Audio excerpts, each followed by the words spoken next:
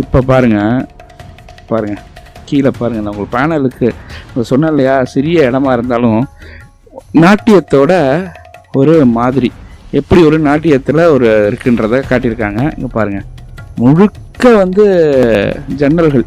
இப்போ நம்ம பார்க்குறோம் இல்லையா, காற்றோட்டத்துக்காக கற்களால் செய்யப்பட்ட வடிவமைப்பு.